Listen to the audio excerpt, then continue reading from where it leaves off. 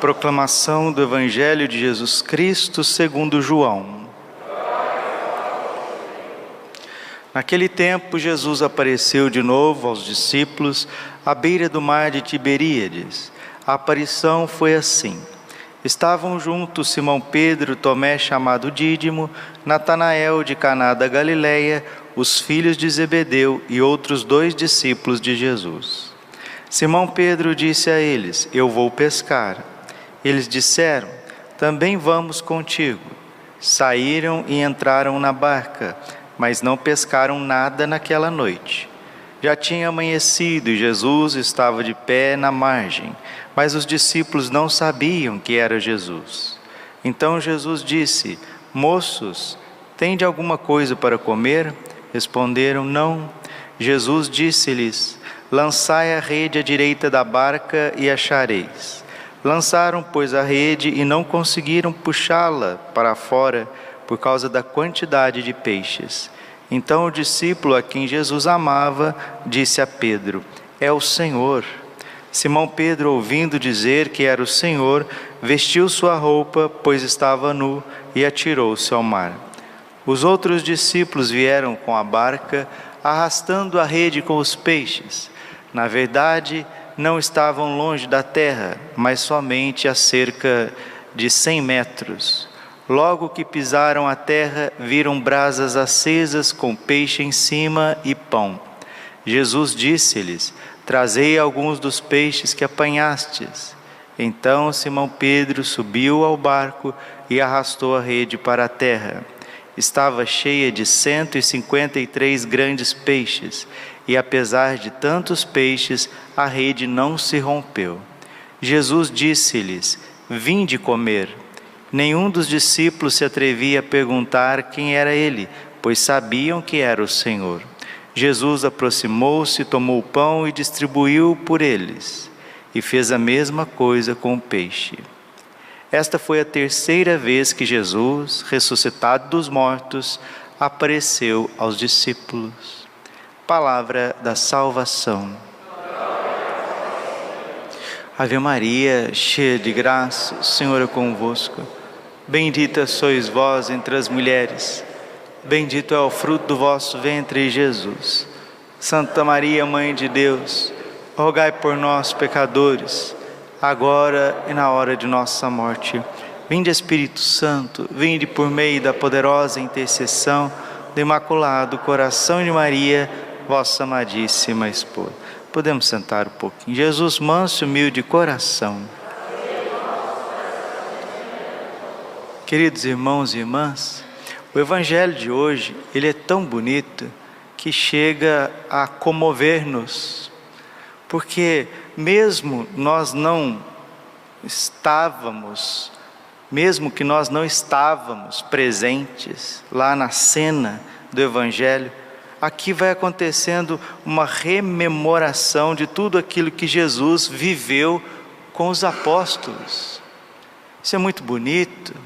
Se para nós que não estávamos na cena da primeira pesca milagrosa, nós que não estávamos na cena da multiplicação dos pães e dos peixes, nós que não estávamos na cena da primeira aparição de Jesus ressuscitado, aqui Jesus vai rememorando todos os seus feitos, aquilo que tocou mais profundamente o coração dos apóstolos e dos discípulos.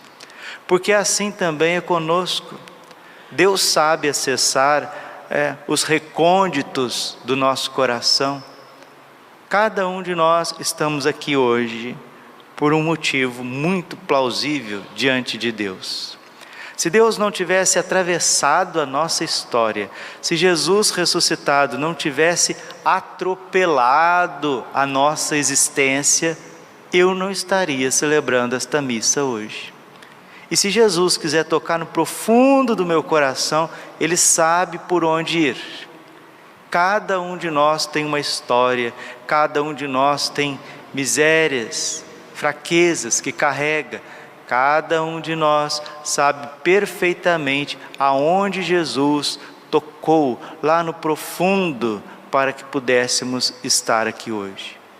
E Jesus, sabendo quebrar a casca, né, do nosso coração, aquilo que impede a gente de crer, Ele vai lá na história dos discípulos, e eles eram pescadores, e Jesus se coloca na margem do lago, e eles estavam pescando à noite, e essa noite não pegava absolutamente nada. E quando São Pedro diz aos apóstolos, né, aqui estava Tomé, aqui estava Natanael, aqui estava João e Tiago e outros 2 discípulos, Pedro diz: vou pescar. É como se Pedro dissesse: olha, eu não estou aguentando mais, eu estou no meu limite. Toda essa situação que aconteceu com Jesus, eu mesmo, a minha fraqueza, a minha negação, eu já vi o Senhor uma vez, já vi o Senhor 2 vezes, mas cadê o Senhor? Eu estava todos os dias com Jesus, eu comia com Ele, eu caminhava com Ele, eu conversava com Ele, nós íamos para os acampamentos, nós íamos repousar, dormir nos mesmos cantos, nas mesmas montanhas, e agora não tenho Jesus, eu vou pescar, eu não aguento mais. São Pedro foi fazer o que ele fazia a vida inteira, pescar. E ele era um líder nato. Tudo que São Pedro fazia, os outros apóstolos iam atrás dele, porque assim, era um homem mais velho, um homem de um temperamento muito forte, um homem decidido, e ele foi pescar. E aquela noite, como a primeira pesca milagrosa, Lucas capítulo 5, de novo o mar não estava para peixe. E eles viram um homem de longe, não dava para distinguir, né? Um homem de longe, com uma fogueira na beira do lago. É assim, Jesus quer acender na nossa história o sentido mais profundo da nossa busca, da nossa vida. E nós precisamos deixar Jesus nos surpreender. Se Jesus é Deus, está vivo e ressuscitado, Ele tem todo o poder de atravessar a nossa história, como Ele já fez várias vezes, mas Ele continua fazendo. E ali o próprio Senhor diz: joga a rede à direita, e eles jogaram, e vieram tamanha quantidade de peixes, que como na primeira vez, a barca quase se afundou, e chegando na margem, ali estava Jesus. E São João é categórico, ele diz a quantidade dos peixes: 153 grandes peixes. Os exegetas nos ensinam que esses 153 não é à toa, é proposital, porque eram os povos conhecidos da época. Jesus está cada vez mais recordando aos apóstolos a missão deles: farei de vós pescadores de homens. E ali, na beira do mar, na beira do lago, Jesus, Ele mesmo vai servindo os apóstolos, como Ele fez na Santa Ceia. Vai lembrando todo o Evangelho, é algo maravilhoso. Repito, se nós que não estávamos nas cenas dos milagres de Jesus, nós que não estávamos lá caminhando com Jesus, na Judéia e na Galiléia, só de ler esses 14 versículos, o coração da gente até se comove. Agora imagina o que não aconteceu com esses 5 apóstolos e mais 2 discípulos. 7, número da perfeição. Lógico, ficaram cheios do Espírito Santo, cheios de fé, cheios de esperança, cheios de amor por Jesus e ao próximo, e saíram para evangelizar o mundo inteiro. Por isso nós estamos aqui hoje, meus irmãos. Vamos agora, nessa 8ª Pascal, recordar que o objetivo de tudo isso é a nossa salvação. Nós acabamos de ouvir o próprio São Pedro, cheio do Espírito Santo, dizer aos judeus que, Atos capítulo 4, versículo 11 e 12, Jesus é a pedra que vós, os construtores, desprezastes e que se tornou a pedra angular. Em nenhum outro há salvação, pois não existe debaixo do céu outro nome dado aos homens pelo qual possamos ser salvos. Não existe outro nome dado aos homens debaixo do céu no qual possamos ser salvos. Somente em Jesus existe a salvação e a remissão dos pecados. E agora, no próximo domingo, nós vamos viver, por vontade de Jesus ressuscitado, que apareceu a Santa Faustina, a festa da Divina Misericórdia. E nós precisamos recordar que o grande prazer, a grande alegria de Jesus é nos perdoar, nos salvar, nos purificar e nos levar para o céu. As pessoas, infelizmente, desconhecem a força das indulgências. Padre, o que são indulgências? Lembrando que o próprio Senhor Jesus Cristo disse a Santa Faustina que nesta festa da Divina Misericórdia Ele deseja perdoar os nossos pecados e cancelar todas as culpas consequentes do nosso pecado. Ou seja, deixar a nossa alma bela, pura, imaculada, irrepreensível, para que possamos ir para o céu diretos. O Papa Paulo VI, ele escreveu a doutrina a respeito das indulgências, e o Catecismo da Igreja Católica também traz para nós o que são as indulgências. O Papa Paulo VI, São Paulo VI, nos ensina: a indulgência é a remissão diante de Deus da pena temporal devida aos pecados já perdoados quanto à culpa, que o fiel devidamente disposto em certas e determinadas condições alcança por meio da Igreja, a qual, como dispensadora da redenção, distribui e aplica com autoridade o tesouro das satisfações de Cristo e dos santos. Indulgência é a remissão diante de Deus da pena temporal devida aos pecados já perdoados.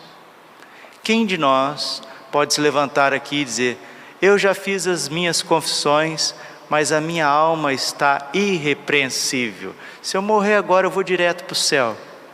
Quem que tem essa autoridade? Ninguém faz isso, porque nós sabemos que se nós morrermos hoje, a nossa alma precisa ainda de muita purificação. Ensina-nos Santo Agostinho. Toda iniquidade, pequena ou grande, deve ser punida, ou pelo próprio homem penitente, ou então por Deus. Santo Tomás de Aquino também ensina que, sendo o pecado um ato desordenado, é evidente que todo o que peca age contra alguma ordem, e é, portanto, decorrência da própria ordem que seja humilhado, e essa humilhação chama-se pena.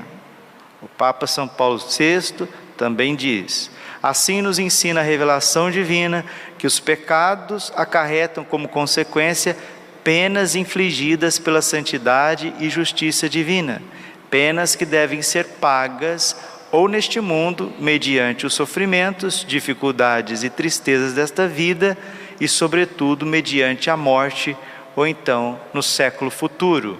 Século futuro significa depois da nossa morte. E aqui que está, meus queridos, para a gente entender o que são as indulgências, nós precisamos entender o que é o pecado. O pecado é como se a gente colocasse um prego num lugar errado.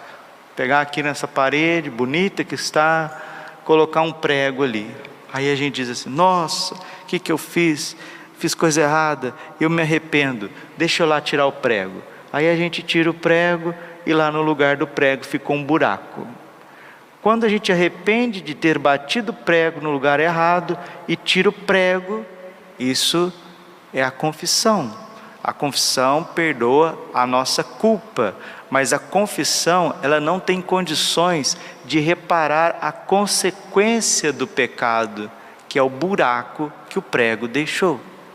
E para arrumar aquele buraco, talvez nós vamos ter que tirar todo esse papel de parede, todo. Imagina o trabalho que vai dar. Porque se você colocar uma massa corrida ali, aonde está o buraco que o prego deixou, ele vai ficar totalmente diferente e a obra de arte vai perder o seu valor. Assim é a nossa alma. Para recuperar um pecado que nós cometemos, precisa de um preciosíssimo sangue de Jesus Cristo derramado em abundância na nossa vida. Então as indulgências, elas podem ser lucradas de duas formas. Elas são indulgências parciais ou indulgências plenárias. As parciais, elas vão sufragando as consequências dos nossos pecados de forma parcial, não plena. A plenária, sim, ela satisfaz toda a justiça divina. Padre, o que nós devemos fazer para receber as indulgências? Primeiramente, nós precisamos confessar os nossos pecados, estar na graça de Deus, primeira coisa. Segundo, nós precisamos participar de alguma prática indulgenciada, que nos dá indulgência plenária. Quais são elas? São 4 propriamente ditas. Se uma vez que eu me arrependi dos meus pecados, fui lá no sacerdote, fiz a minha confissão, as culpas estão perdoadas no momento da absolvição. Mas as penas, que a consequência que o pecado deixou na minha alma, diz a igreja, com o Santo Agostinho, Santo Tomás de Aquino, o Santo Padre, o Papa Paulo VI, no decreto das indulgências, recordando a Santa Bíblia, que os pecados, eles nos acompanham, as consequências do pecado nos acompanham nesta vida e depois da morte, purgatório. Porque para chegar diante de Deus, nós precisamos estar 100% purificados. E são pouquíssimas as almas, as pessoas que morrem plenamente purificadas dos seus pecados e também com as consequências, as penas temporais purificadas. Sabendo disso, o Espírito Santo ensina para a igreja e concede à igreja, pelos méritos infinitos de Cristo, unidos também aos méritos da Santíssima Virgem, São José e todos os santos, uma riqueza de graças que vai purificar a nossa alma, não tanto pelos nossos méritos, mas por uma graça superabundante de Deus. Primeira coisa, confesso os meus pecados. Segunda coisa, eu desejo ganhar a indulgência. Terceira coisa, a indulgência pode ser aplicada a mim ou então a uma alma do purgatório. Eu não posso ganhar uma indulgência, por exemplo, para o meu pai ou para a minha mãe, porque graças a Deus eles ainda estão vivos, estão aqui nessa terra. Mas eu posso ganhar uma indulgência para o meu avô, que já faleceu faz 3 anos. A indulgência pode ser adquirida ou pela própria pessoa que quer lucrar a indulgência, ou ela adquire para uma alma específica do purgatório, algum ente querido que já faleceu. Padre, se eu quiser uma indulgência para o meu avô, mas o meu avô já está no céu, pode saber que Deus saberá levar essa indulgência para outro ente querido ou para uma alma tão necessitada lá no purgatório.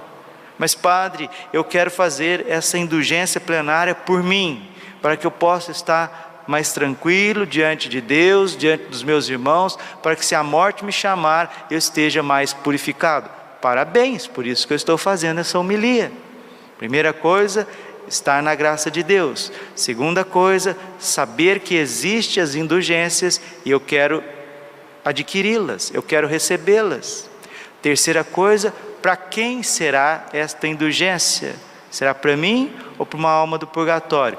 Quarta coisa, eu preciso participar de alguma prática que acarreta indulgência plenária. Quais são elas, padre? São 4. Uma vez que eu confessei, estou no estado de graça, eu desejo receber a indulgência plenária, eu quero ela para mim, o que eu vou fazer? Eu vou participar de uma Santa Missa, inteira, receber o corpo e sangue de Cristo no estado de graça.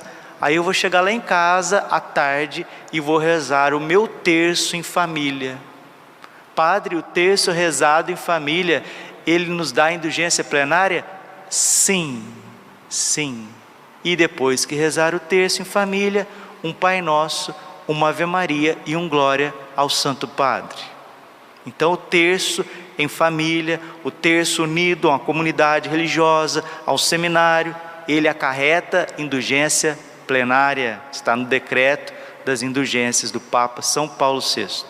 Outra prática piedosa que nos traz a indulgência plenária, são 4, o terço em família, a via sacra rezada na igreja, meia hora de estudo, de meditação da Bíblia, ou então meia hora de adoração ao Santíssimo Sacramento do altar, seja diretamente no sacrário, seja com Jesus exposto no ostensório. Você recebe indulgência plenária, se estiver na graça de Deus, se conhecer e quiser receber a indulgência, se realmente praticar com as devidas disposições. Padre, quais que são as devidas disposições para receber as indulgências? Nos ensina o Papa São Paulo VI e termino. A prática das indulgências eleva igualmente a confiança e a esperança total da reconciliação com Deus Pai, contanto, evidentemente, que ela se desenvolva sem dar margem a nenhuma negligência, nem diminuir a preocupação de se dispor devidamente à plena comunhão com Deus. Com efeito, embora sejam as indulgências benefícios gratuitos, não só concedidas tanto a favor dos vivos como dos defuntos, a não ser que se cumpram as condições requeridas para a sua obtenção. De uma parte devem ser cumpridas as boas obras prescritas, acabei de dizê-las, são 4. Padre, eu tenho que fazer as 4 de uma vez? Eu tenho que rezar o terço em família, depois fazer a via sacra na igreja, depois sair e rezar a Bíblia meia hora, e depois terminar com meia hora de adoração santíssima? Não, é uma das 4. Uma das 4. São 4 obras que são acompanhadas de indulgência plenária. O Santo Terço rezado em família ou uma comunidade religiosa, a via sacra rezada na igreja, meia hora de adoração ao Santíssimo ao menos, e meia hora de estudo, meditação da Palavra de Deus, da Bíblia ao menos. Estas 4 práticas piedosas são acompanhadas de indulgência plenária. Se você estiver na graça de Deus, participou da missa naquele mesmo dia, recebeu a Eucaristia, o corpo e sangue de Cristo e rezou um Pai Nosso, uma Ave Maria e um Glória, destinando ao Santo Padre, o Papa, você recebe uma indulgência plenária por dia, por dia. Padre, todos os dias eu posso receber uma indulgência plenária? Segundo a Santa Igreja Católica, o decreto das indulgências, o catecismo, sim, todos os dias. Se você tiver com as disposições devidas. Quais são as disposições devidas? Não querer cometer os mesmos pecados, ter um propósito de emenda de vida e não cometer pecados veniais deliberados. Se eu quiser uma indulgência hoje, eu confessei ontem, estou participando da missa aqui agora, vou receber Jesus na Eucaristia, daqui a pouquinho nós vamos rezar um Pai Nosso, uma Ave Maria, um Glória, na bênção do Santíssimo. Chegar lá em casa, fazer meia hora de estudo bíblico, eu recebo uma indulgência plenária. Mas se eu sair aqui no trânsito, já ficar nervoso com a confusão do trânsito, já começar a xingar no coração e etc., eu não recebo a indulgência plenária, porque precisa das devidas condições. E as devidas condições é rejeitar o pecado venial deliberado. De uma parte devem ser cumpridas as boas obras prescritas, da outra parte deve o fiel apresentar as disposições exigidas, isto é, que ame a Deus, deteste os pecados, tenha confiança nos méritos de Cristo e firmemente creia na grande utilidade que para Ele mesmo representa a comunhão dos santos. A festa da Divina Misericórdia, ela é acompanhada de indulgência plenária. Então, se você confessou há pouco tempo, há uma semana, há 2 semanas, você está com plena disposição para receber a indulgência plenária no domingo. Padre, o que eu preciso fazer para receber a indulgência plenária na festa da Divina Misericórdia? Você precisa participar da Santa Missa e comungar em honra à misericórdia de Deus. Reza um Pai Nosso, uma Ave Maria e um Glória pelo Santo Padre. Jesus prometeu que vai perdoar todos os nossos pecados, inclusive as nossas penas, consequências do pecado. Você vai ficar zerinho, você vai ficar novinho em folha. Padre, isso tem realmente poder? Você duvida do ensinamento da igreja? Você duvida das santas indulgências? Inclusive, o próprio Papa Paulo VI, no decreto das indulgências, ele começa com um trecho de Lucas 16:6. Quanto deves ao meu Senhor? 100 medidas de azeite. Toma a tua conta, senta-te depressa e escreve 50. No Evangelho, o administrador esperto foi elogiado pelo Senhor. Se você não tem tanta santidade assim para ir para o céu direto, seja esperto, porque os filhos das trevas são mais espertos nos seus negócios do que os filhos da luz. Lucas 16:8. Se você não é tão grande santo, seja ao menos esperto, seja ao menos inteligente, seja ao menos um administrador sagaz que queira diminuir as penas devidas do teu pecado, não pelas tuas penitências e atos heróicos e sofrimentos, mas pelas indulgências que Deus concede através da sua igreja santa e católica. Glória ao Pai, Filho e Espírito Santo, como era no princípio, agora e sempre. Coração Imaculado de Maria, confiança, saúde e vitória.